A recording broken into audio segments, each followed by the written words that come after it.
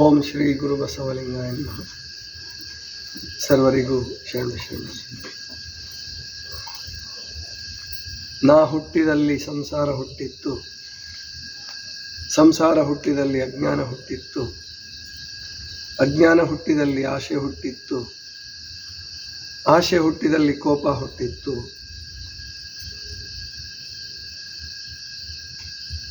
ಆ ಕೋಪಾಗ್ನಿಯ ತಾಮಸ ಧೂಮ್ರ ಮುಸುಕಿದಲ್ಲಿ ನಾನಿಮ್ಮ ಮರೆದು ಭವದುಃಖಕ್ಕೀಡಾದೆ. ನೀ ಕರುಣದಿಂದೆತ್ತಿ ಎನ್ನ ಮರಹ ವಿಂಗಡಿಸಿ ನಿಮ್ಮ ಪಾದ ಅರುಹಿಸಯ್ಯ ಚೆನ್ನಮಲ್ಲಿಕಾರ್ಜುನ. ಇದು ಮಹಾದೇವಿಯಕ್ಕನವರ ಅಷ್ಟೊಂದು ಪ್ರಚಲಿತದಲ್ಲಿ ಇಲ್ಲದ ವಚನ. ಅನೇಕ ವಚನಗಳು ಪ್ರಸಿದ್ಧಿ ಇದ್ದಾವೆ. ಈ ವಚನ ಬಹಳ ಜನರಿಗೆ ಗೊತ್ತಿಲ್ಲ. ಮಹಾದೇವಿಯಕ್ಕ ಬಹಳ ದೊಡ್ಡ ತತ್ವಜ್ಞಾನಿ. ಅಷ್ಟೇ, ಬರೀ ತತ್ವಜ್ಞಾನಿ ಅಷ್ಟೇ ಅಲ್ಲ, ಅನುಭಾವಿ. ಕೆಲವರು ತತ್ವಜ್ಞಾನಿಗಳು ಅನುಭಾವಿಗಳಾಗಿರೋದಿಲ್ಲ. ಅಂದರೆ ಬುದ್ಧಿಯ ಪ್ರಖರತೆಯಿಂದ ತತ್ವಜ್ಞಾನವನ್ನು ತಿಳ್ಕೊಳ್ತಾರೆ, ಹೇಳ್ತಾರೆ. ಆದರೆ ಆತ್ಮಭಾವಿಗಳಾಗಿ ಆ ಆತ್ಮಾನಂದವನ್ನು ಅನುಭವಿಸಿದವರು ತುಂಬ ಕಡಿಮೆ.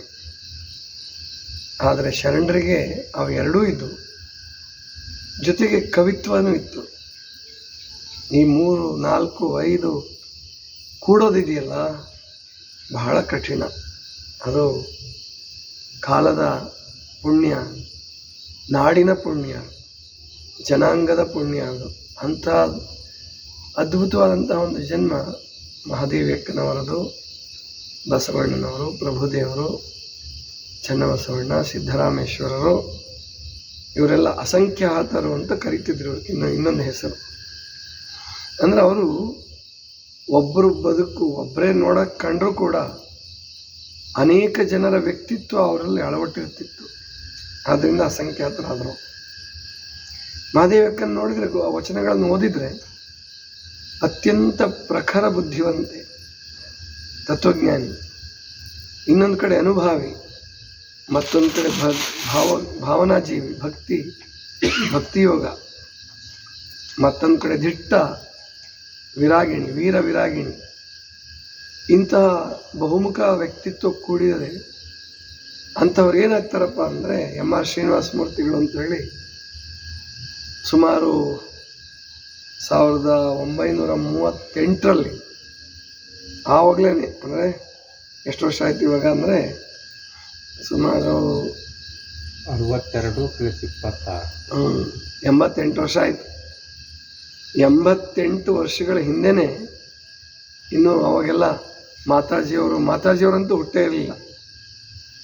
ಆಮೇಲೆ ಲಿಂಗಾನಂದ ಸ್ವಾಮಿಗಳ ಚಿಕ್ಕವರು, ಒಂದು 6 ವರ್ಷದ ಹುಡುಗ ಇರ್ಬೋದು, ಅವರು 6-7 ವರ್ಷ. ಆವಾಗ ವಚನ ಧರ್ಮ ಅಂತ ಕರೆದಿದ್ದಾರೆ ಅವರು, ಎಂ.ಆರ್. ಶ್ರೀನಿವಾಸ ಮೂರ್ತಿಯವರು. ಅಷ್ಟೇ ಅಲ್ಲ, ಒಂದು ಪುಸ್ತಕನೇ ಬರೆದ್ರು, ವಚನ ಧರ್ಮ ಸಾರ ಅಂತೇಳಿ. ಆ ವಚನ ಧರ್ಮ ಸಾರದಲ್ಲಿ ಮಹಾದೇವಿಯಕ್ಕನ ಬಗ್ಗೆ ಒಂದು ಮಾತು ಹೇಳ್ತಾರೆ ಅವರು. ಮಹಾದೇವಿಯಕ್ಕ ಅಂದರೆ ವಂಡರ್ ಆಫ್ ದಿ ಕ್ರಿಯೇಷನ್, ಅಂದರೆ ಸೃಷ್ಟಿಯ ಅದ್ಭುತ. ಮೀರಾಬಾಯಿಯವರು ಮಹಾದೇವಿಯಕ್ಕನ ನಂತರ ಸುಮಾರು ಒಂದು 2-3 ಶತಮಾನಗಳ ನಂತರ ಬಂದಂಥವ್ರು. ಮೀರಾಬಾಯಿಯವ್ರದ್ದು ಬಹಳ ಪ್ರಸಿದ್ಧಿ ಇದೆ ಉತ್ತರ ಭಾರತದಲ್ಲಿ. ಪಾಶ್ಚಿಮಾತ್ಯ ಜಗತ್ತಿಗೂ ಗೊತ್ತಾಗಿದ್ದಾರೆ ಮೀರಾಬಾಯಿ. ಗಾಂಧೀಜಿಯವರು ಮೀರಾ ಭಜನ್ ಹೆಚ್ಚು ಹರಸ್ತಿದ್ರು. ಮತ್ತು ಗಾಂಧೀಜಿಯ ಅನುಯಾಯಿಯಾಗಿ ಬಂದಂತಹ ಮೊಡಲಿನಾ ಸ್ಲೇಡ್ ಅನ್ನುವಂಥ ಒಬ್ಬ ಇಂಗ್ಲೆಂಡಿನ ಸಾಧಕಿಗೆ ಮೀರಾ ಅಂತ ಹೆಸರಿಟ್ಟು ಮೀರಾ ಬೆಹನ್ ಅಂತ ಕರೀತಿದ್ರು. ಆದ್ದರಿಂದ ಅನೇಕ ಕಾರಣಗಳಿಗಾಗಿ ಮೀರಾಬಾಯಿಯವರ ಹೆಸರು ಗೊತ್ತಾಯಿತು, ಹಿಂದಿ ಪ್ರಸಿದ್ಧಿಯಾಗಿದ್ದರಿಂದ. ಮಹಾದೇವಿಯಕ್ಕನ ಹೆಸರು ಗಾಂಧೀಜಿಯವ್ರಿಗೆ ಗೊತ್ತೇ ಆಗಲಿಲ್ವೇನೋ. ಇನ್ನೂ ಮಹಾದೇವಿಯಕ್ಕನ ಹೆಸರು ಹೆಚ್ಚು ಪ್ರಸಿದ್ಧಿ ಇಲ್ಲ. ಆದರೆ ಮಹಾದೇವಿಯಕ್ಕ ಸಾಧಿಸಿದ ಸಾಧನೆಗೆ ಒಬ್ರದ್ದೊಬ್ಬರಿಗೆ ಹೋಲಿಕೆ ಬರಲ್ಲ. ಮೀರಾಬಾಯಿಯವ್ರ ಜೀವನನೇ ಬೇರೆ, ಮಹಾದೇವಿಯಕ್ಕನ ಜೀವನನೇ ಬೇರೆ. ಮಹಾದೇವಿಯಕ್ಕನ ಜೀವನದಲ್ಲಿ ಒದಗಿ ಬಂದ ಪ್ರಸಂಗಗಳೇ ಬೇರೆ. ಮಹಾದೇವಿಯಕ್ಕ ನಂಬಿಕೊಂಡ ತತ್ವ ಧರ್ಮ ಅದೇ ಬೇರೆ, ಮೀರಾಬಾಯಿಯವ್ರದ್ದು ಬೇರೆ. ಮಹಾತ್ಮರುಗಳನ್ನು, ಸಂತರನ್ನು, ಶರಣರನ್ನು ಒಬ್ರಿಗೊಬ್ರಿಗೆ ಹೋಲಿಕೆ ಮಾಡೋಕ್ಕಾಗಲ್ಲ. ಆದರೂ ಕೂಡ ಮಹಾದೇವಿಯಕ್ಕನ ಸಾಧನೆ ಆ ಒಂದು ಅಂದರೆ ಪುರುಷನ ದಬ್ಬಾಳಿಕೆ ವಿರುದ್ಧ ಸಿಡಿದು ನಿಂತು ಕಡೆಗೆ ದಿಗಂಬರಳಾಗುವ ಪ್ರಸಂಗ ಬಂದರೂ ಕೂಡ ಅದಕ್ಕೂ ಹಿಂಜರಿಲಾರದನೆ ಅದರ ಕಟು ಕಹಿ ಅದನ್ನು ಉಂಡು ಒಂದೇ 2-3 ದಿವಸ ಅಷ್ಟೇ, ಒಂದಿನ ಅಷ್ಟೇ, 2 ದಿನ ಅಷ್ಟೇ. ಬಹಳ ಜನ ಮೂರ್ಖತನದ ಮಾತಾಡೋದೇನು ಅಂದರೆ ಮಹಾದೇವಕ್ಕೆ ಕೊನೆ ತನಕ ದಿಗಂಬರಳಾಗಿದ್ರು ಇಲ್ಲ. ಅದೊಂದು ಆವೇಶದ ನಿರ್ಧಾರ ಕೈಗೊಂಡ್ರು. ಆದರೆ ಅಂಗಶೀತಕ್ಕೆ ಬಿಸಾಟ ಅರಿವೆಗಳುಂಟು, ಹಸಿವಾದಡೆ ಭಿಕ್ಷಾನ್ನಗಳುಂಟು ಅಂತ ಹೇಳುವಾಗ ಅಂಗಶೀತಕ್ಕೆ ಅಂದರೆ ಚಳಿಗೆ, ಮಳೆಗೆ ಅಥವಾ ಆ ಪುರುಷ ಸಮಾಜದ ಅಥವಾ ಸಮಾಜದ ನಡುವೆ ಭಿಕ್ಷೆ ಬೇಡ್ಕೊಂಡು ಕಲ್ಯಾಣ ಮುಟ್ಟಬೇಕಾದ್ರೆ ದಿಗಂಬರಳಾಗಿರೋ ಆಗಿಸೋದು ಸಾಧ್ಯ ಇಲ್ಲ. ಅದಕ್ಕೆ ಏನೇನೋ ಹೊಸ ಹೊಸ ವ್ಯಾಖ್ಯಾನ ಕೊಡಕ್ಕೆ ಹೋಗ್ತಾರೆ. ಜೈನ ಧರ್ಮದವ್ರು ಇರ್ಬೋದು, ಆ ಕೌಶಿಕ ಜೈನ ಇದ್ದ, ಅದಕ್ಕೆ ಮಹಾದೇವಿ ಎಕ್ಕಳು ಅಂದರೆ ನಿಮ್ಮ ಮುನಿಗಳು ಹೀಗಿರ್ತಾರೆ ನೋಡು ಅಂತ ತೋರಿಸೋದಕ್ಕೆ ಅವನ ವಿರುದ್ಧವಾಗಿ ಆ ದಿಗಂಬರತ್ವವನ್ನು ಸ್ವೀಕರಿಸಿ. ಇದೆಲ್ಲ ಈ ಅರೆಬುದ್ಧಿಯ ಜಡರು, ಬಹುಬುದ್ಧಿಯ ಜಡರು ಅಂತ ಕರೀತಾರೆ ಬಸವಣ್ಣವ್ರು ಇಂಥವ್ರಿಂದ ಏನು ಸತ್ಯ ತಿಳಿಯೋಕ್ಕಾಗಲ್ಲ. ತರಂಗಿಣಿಯಲ್ಲಿ ತುಂಬ ಅದ್ಭುತವಾಗಿ ಅದನ್ನು ಚಿತ್ರಿಸಿದ್ದಾರೆ. ಒಂದು ಸ್ಮಶಾನದಲ್ಲಿ ಕಾಲ ಕಳೀತಿರ್ಬೇಕಾದ್ರೆ ಹೆಣದ ಮೇಲಿನ ಒಂದು ಬಟ್ಟೆ ಬಂದು ಬೀಳುತ್ತೆ ಗಾಳಿಗೆ. ಆವಾಗ ಹೊದ್ಕೋಬೇಕೋ ಬೇಡವಾ, ಇದನ್ನು ಉಟ್ಕೋಬೇಕೋ ಬೇಡವಾ ಅಂತ ಮಹಾದೇವಕ್ಕನಿಗೆ ಜಿಜ್ಞಾಸೆ ಶುರುವಾಗುತ್ತೆ. ಆ ಹೊತ್ತಿಗಾಗಲೇ ಹುಚ್ಚಿ ಅಂತ ಹುಡುಗರು, ಸಣ್ಣ ಮಕ್ಕಳು ಕಲ್ಲು ಬೀರ್ತಕ್ಕಂಥ ಪ್ರಸಂಗ ನಡೆದಿರುತ್ತೆ. ಆವಾಗ ಮಹಾದೇವಕ್ಕ ಉಟ್ಕೊಂಡ್ರೆ ಏನು ತಪ್ಪಿಲ್ಲ. ಅವನು ದಿಗಂಬರ, ಸ್ಮಶಾನವಾಸಿಯಾದ ಶಿವ ದಿಗಂಬರ. ಆ ದಿಗಂಬರನಿಗೆ ನಾನು ಈ ಒಂದು ಆ ಹೆಣದ ಮೇಲಿನ ಬಟ್ಟೆ ಯಾಕೆ ತಿರಸ್ಕಾರ ಮಾಡೋದು? ದಿಗಂಬರನ ಸತಿಯಾಗಿ ನಾನು ಹೆಣದ ಮೇಲಿನ ಬಟ್ಟೆ ಉಡ್ತೀನಿ ಅಂತ ತಿಳ್ಕೊಂಡು ಮಹಾದೇವಕ್ಕೆ ಉಟ್ಕೊತಾರೆ. ಅಂದರೆ ಶರಣರನ್ನು ನಾವು ಅರ್ಥ ಮಾಡ್ಕೋಬೇಕಾದ್ರೆ ಆ ಶರಣ ಮಾರ್ಗದಲ್ಲೇ ನಡಿಬೇಕಾಗುತ್ತೆ. ಅಂತಹ ಮಹಾದೇವಿಯಕ್ಕ ಬಹುಮುಖ ವ್ಯಕ್ತಿತ್ವವನ್ನು ಗಳಿಸಿಕೊಂಡಂಥವ್ರು. ಈ ವಚನದಲ್ಲಿ ಇವಾಗ ನಾನೇನು ಹೇಳಿದ್ನಲ್ಲ, ಸಂಸಾರ ನಾ ಹುಟ್ಟಿದಲ್ಲಿ ಸಂಸಾರ ಹುಟ್ಟಿತ್ತು, ಸಂಸಾರ ಹುಟ್ಟಿದಲ್ಲಿ ಅಜ್ಞಾನ ಹುಟ್ಟಿತ್ತು, ಅಜ್ಞಾನ ಹುಟ್ಟಿದಲ್ಲಿ ಆಶೆ ಹುಟ್ಟಿತ್ತು, ಆಶೆ ಹುಟ್ಟಿದಲ್ಲಿ ಕೋಪ ಹುಟ್ಟಿತ್ತು. ನೋಡಿ, ಕಾಮಕ್ರೋಧ ಲೋಭ ಮೋಹ ಮದಮತ್ಸರಗಳ ಮೂಲವನ್ನೇ ಕೆದಕಿ ಬೆದಕಿ ತೆಗೆದು ಬಿಡ್ತಾನೆ. ಎಲ್ಲಿ ಸಂಸಾರ ಶುರುವಾಗುತ್ತೆ? ಸಾಮಾನ್ಯವಾಗಿ ಎಲ್ಲರೂ ತಿಳ್ಕೊಂಡ್ರೆ ಮದುವೆ ಆದಮೇಲೆ ಅಂತ. ಮದುವೆ ಆದವರು ಸಂಸಾರಿಗಳು, ಮದುವೆ ಆಗಲಾರ್ದವರು ವಿರಕ್ತರು ಅಂತ ಹೇಳ್ತಾರೆ. ಅದಲ್ಲ, ಅದು ನಿಜ. ಆದರೆ ಅದಕ್ಕಿಂತ ಇನ್ನೂ ಆಳಕ್ಕೆ ಹೋದರೆ ಸಂಸಾರ ಶುರುವಾಗೋದು ನಾವು ಹುಟ್ಟಿದಾಗ.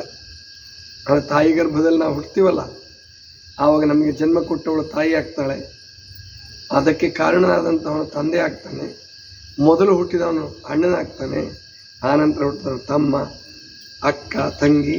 ಇವೆಲ್ಲ ಯಾವಾಗ ಬರ್ತಾವಪ್ಪ ಅಂದರೆ ನಾನು ಜನಿಸಿದಾಗ. ಅಲ್ಲೇ ಸಂಸಾರ ಶುರು. ನಾ ಹುಟ್ಟಿದಲ್ಲಿ ಸಂಸಾರ ಹುಟ್ಟಿತ್ತು. ಸಂಸಾರ ಅದೊಂದು ಅರ್ಥ. ಇನ್ನೊಂದು ಅರ್ಥ, ನಾ ಅನ್ನುವ ಅಹಂಕಾರ. ನಾನು ಅನ್ನೋ ಅಹಂಕಾರ ಹುಟ್ಟಿತಂದರೆ ಅಲ್ಲಿ ಅಜ್ಞಾನ ಶುರುವಾಗ್ಬಿಡುತ್ತೆ. ನಾ ಹುಟ್ಟಿದಲ್ಲಿ ಸಂಸಾರ ಹುಟ್ಟಿತ್ತು ಅಂದರೆ ಅಹಂಕಾರ ಪ್ರದರ್ಶನ ಮಾಡೋಕ್ಕೆ ಎಲ್ಲ ಬೇಕಾಗ್ತದಲ್ಲ, ದೊಡ್ಡವರು ಚಿಕ್ಕವರು ಅವರು ಇವರು. ಅಲ್ಲೇ ಸಂಸಾರ ಶುರು. ಅಹಂಕಾರದಿಂದ ಸಂಸಾರ, ಅಜ್ಞಾನದಿಂದ ಸಂಸಾರ, ಮಾಯೆಯ ಆಟ ಅಥವಾ ಪರಮಾತ್ಮನ ಲೀಲೆ, ಇವೆಲ್ಲವೂ ಸಂಸಾರಕ್ಕೆ ಕಾರಣ. ನಾ ಹುಟ್ಟಿದಲ್ಲಿ ಸಂಸಾರ ಹುಟ್ಟಿತ್ತು, ಸಂಸಾರ ಹುಟ್ಟಿದಲ್ಲಿ ಅಜ್ಞಾನ ಹುಟ್ಟಿತ್ತು. ಅಜ್ಞಾನ ಶುರು ಅಲ್ಲೇ ಹುಟ್ಟತಾನೆ ಅಜ್ಞಾನ ಶುರುವಾಗ್ಬಿಡುತ್ತೆ. ಅಲ್ಲಿ ತಾಯಿ ತಂದೆಗಳು, ಅಣ್ಣ ತಮ್ಮಂದರು ಅದನ್ನು ಸಂಸಾರ ಕೆಟ್ಟದ್ದಂತೆ ಯಾರು ಭಾವಿಸ್ಬೇಕಾದ ಅಗತ್ಯವೂ ಇಲ್ಲ. ಅದು ಕೆಟ್ಟದ್ದಲ್ಲ. ಅದು ಜೀವಾತ್ಮ ಸಂಸ್ಕಾರತವಂತನಾಗಬೇಕಾದ್ರೆ, ಜೀವಾತ್ಮ ಪರಮಾತ್ಮನ ಸ್ವರೂಪವನ್ನು ಪಡಿಬೇಕಾದ್ರೆ ಸಂಸಾರದಲ್ಲಿಯೇ ಇರಬೇಕಾಗ್ತದೆ. ಅಲ್ಲಿಯ ಕಷ್ಟ ಸುಖಗಳು, ನೋವು ನಲಿವುಗಳು, ದ್ವಂದ್ವಾತ್ಮಕವಾದ ಜಗತ್ತಿನಲ್ಲಿಯೇ ಅದೇ ಪರಮಾತ್ಮನ ಇಚ್ಛೆ. ಪರಮಾತ್ಮನ ಇಚ್ಛೆ. ಅಲ್ಲಿ ಅಜ್ಞಾನ ಬಂದಿದೆ. ಅಜ್ಞಾನ ಇದ್ದರೆ ಜ್ಞಾನದ ಅರಿವು ಬರ್ತದೆ. ಅಜ್ಞಾನ ಹುಟ್ಟಿತ್ತು, ಅಜ್ಞಾನ ಹುಟ್ಟಿದಲ್ಲಿ ಆಸೆ ಹುಟ್ಟಿತ್ತು. ಆಸೆ, ಆಮೇಲೆ ಕೋಪ, ಆ ಕೋಪದಿಂದ ತಾಮಸ ಧೂಮ್ರ, ಆ ಕೋಪಾಗ್ನಿಯ ತಾಮಸ ಧೂಮ್ರ, ಧೂಮ್ರ ಅಂದರೆ ಹೊಗೆ. ಕೋಪಾಗ್ನಿಯಿಂದ ತಾಮಸಿಕತೆ, ಅಹಂಕಾರ, ಅಜ್ಞಾನ, ಅವಿವೇಕ ಎಲ್ಲವೂ ಶುರುವಾಗ್ಬಿಡುತ್ತೆ ಕೋಪ ಬಂತಂದ್ರೆ. ಆ ಕೋಪದಲ್ಲಿ ಮನುಷ್ಯ ಎಂಥ ನಿರ್ಧಾರ ತಗೊಂತಾನೆ ಹೇಳಕ್ಕೆ ಬರಲ್ಲ. ಅದೇ ತಾಮಸ ಧೂಮ್ರ ಮುಸುಕಿದಲ್ಲಿ ನಾನಿಮ್ಮ ಮರೆತು ಭವದುಃಖಕ್ಕೀಡಾದೆ. ಎಲ್ಲರೂ ಅಲ್ಲಿ ಮಹಾದೇವಕ್ಕ ಮಾನವ ಜನಾಂಗದ ಪ್ರತಿನಿಧಿಯಾಗಿ ತನ್ನನ್ನು ಆ ಸ್ಥಿತಿಯಲ್ಲಿ ಆ ವಚನ ಹೇಳಿರ್ಬೋದು. ಅವರು ಯಾವುದೋ ಒಂದು ಪ್ರಸಂಗದಲ್ಲಿ ವಚನ ಹೇಳಿರ್ಬೋದು. ನಾವು ಇವಾಗ ಮಹಾದೇವಕ್ಕನಿಗೆ ಅನ್ವಯ ಮಾಡೋಕ್ಕೆ ಹೋಗಬಾರ್ದು. ಈ ವಚನನ ನಮಗೆ ಅನ್ವಯ ಮಾಡ್ಕೊಳ್ಬೇಕು. ವಚನದ ಕನ್ನಡಿಯ ಮೂಲಕ ನಮ್ಮನ್ನು ನಾವು ಕಾಣುವ ಪ್ರಯತ್ನವನ್ನು ಮಾಡಬೇಕು. ಹಾಗೆ ಭವದುಃಖಕ್ಕೆ ಈಡಾಗಿದ್ದೀವಿ ನಾವೆಲ್ಲ. ಹುಟ್ಟು ಸಾವು ಅನ್ನತಕ್ಕಂಥದ್ದೇ ಭವದುಃಖ, ಭವಮರಣ. ಹುಟ್ಟು ಮತ್ತು ಸಾವು ಎರಡು ಬರ್ತದೆ, ಅದೇ ದುಃಖಕ್ಕೆ ಕಾರಣ. ಆ ದುಃಖಕ್ಕೀಡ ನೀ ಕರುಣದಿಂದೆತ್ತಿ, ನೀನು ಕರುಣೆಯಿಂದ ಎತ್ತಿ ನನ್ನನ್ನು ಸಂರಕ್ಷಿಸಿ, ನೀ ಕರುಣದಿಂದೆತ್ತಿ ಅನ್ನ ಮರಹ ವಿಂಗಡಿಸಿ. ಮರಹನ್ನು ವಿಂಗಡಿಸೋದಂದರೆ ಅರಿವು ಮತ್ತು ಮರೆವಿನ ವ್ಯತ್ಯಾಸವನ್ನು ತಿಳಿಸಿಕೊಟ್ಟು, ನೀ ಕರುಣದಿಂದ ಅನ್ನ ಮರಹ ವಿಂಗಡಿಸಿ ನಿಮ್ಮ ಪಾದ ಅರುಹಿಸಯ್ಯ ಚನ್ನಮಲ್ಲಿಕಾರ್ಜುನ.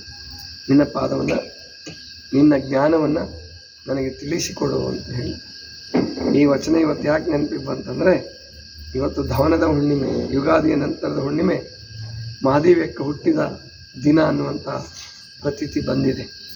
ಶರಣರಿಗೆ ಒಂದು ದಿನ ಅವರೇನು ಹುಟ್ಟಿದ್ದಕ್ಕೆ ಮಹತ್ವ ಕೊಟ್ಟಿಲ್ಲ.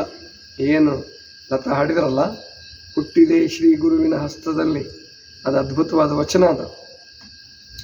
ಹಾಗೆ ಆ ತಾಯಿ ತಂದೆಗಳ ಹುಟ್ಟು ಮುಖ್ಯ ಅಲ್ಲ, ಗುರುವಿನ ಹಸ್ತದಲ್ಲಿ ಹುಟ್ಟಿದ್ದೇ ಮುಖ್ಯ ಅವರಿಗೆ. ಅದರಿಂದ ಯಾವ ಶರಣರು ಹುಟ್ಟನ್ನು ಹೇಳಿಲ್ಲ, ಅಂದರೆ ಹುಟ್ಟಿದ ದಿನ ಬರೆದಿಟ್ಟಿಲ್ಲ, ಶಾಸನ ಬರೆಸಿಲ್ಲ. ಆದರೆ ಹಾಗಂತ ನಾವು ಬಿಡಕ್ಕೆ ಬರಲ್ಲ. ಶರಣರ ಮೂಲವನ್ನು ನಾವು ಹುಡುಕಬೇಕು, ಬೇರೆ ಬೇರೆ ಮೂಲಗಳಿಂದ ಅದನ್ನು ನಾವು ತಿಳ್ಕೋಬೇಕು, ಅವರ ದಿನಾಚರಣೆಗಳನ್ನು ಮಾಡಬೇಕು, ಸ್ಮರಿಸಬೇಕು. ಯಾಕಂದರೆ ನಾವು ಒಮ್ಮೆಗೆ ಶರಣರಾಗಕ್ಕಾಗಲ್ಲ. ಅವರು ಒಂದು 1000 ವರ್ಷಕ್ಕೋ 2000 ವರ್ಷಕ್ಕೋ 10,000 ವರ್ಷಕ್ಕೋ ಒಮ್ಮೆ ಹುಟ್ಟಿ ಬರುವಂತಹ ವಿಶೇಷ ದೈವಿ ಆತ್ಮಗಳು ಅವೆಲ್ಲ. ಅವರ ಮಾರ್ಗದಲ್ಲಿ ನಡೆಯುವ ನಾವು ಅದನ್ನು ಮತ್ತೆ ಮತ್ತೆ ನೆನೆಸ್ಕೊಳ್ತಾ ಇರಬೇಕು, ಅವರ ದಿನಾಚರಣೆ ಮಾಡಬೇಕು. ನಾವು ಅಂದರೆ ಪ್ರತಿನಿತ್ಯ ನಮಗೆ ಶರಣರ ದಿನಾಚರಣೆನೇ, ಅದಕ್ಕೆ ಇವತ್ತೇನು ವಿಶೇಷ ಮಾಡೋಕ್ಕೆ ಹೋಗಿಲ್ಲ. ನಿಮ್ಮ ಪಾದಯಾತ್ರೆ ಹೋಗಿ ಬಂದ್ವಲ್ಲ, ಅದೇ ವಿಶೇಷ. ನಾಳೆ ಪಾದಯಾತ್ರೆ, ನಾಡಿದ್ದು ಮತ್ತೆ ಪಾದಯಾತ್ರೆ ಹೋಗ್ತೀವಲ್ಲ ಉಳುವೆಗೆ, ಅದೇ ವಿಶೇಷ. ಹಾಗೆ ಮಹಾದೇವಿಯಕ್ಕನ ಸ್ಮರಣೆಯಲ್ಲೇ ಪಾದಯಾತ್ರೆ ಮಾಡೋದು. ಹೀಗೆ ಮಹಾದೇವಿಯಕ್ಕನ ಮಹಾದೇವಿಯಕ್ಕ ಹುಟ್ಟಿದ ದಿವಸ ಇವತ್ತು, ಹಂಗಾಗಿ ಸ್ಮರಣೆ ಮಾಡಬೇಕಾಗಿ ಬಂತು ವಚನವನ್ನು. ಇದಿಷ್ಟು ಇವತ್ತಿನ ಚಿಂತನ. ಸರ್ವರಿಗೂ ಶರಣ ಶರಣ.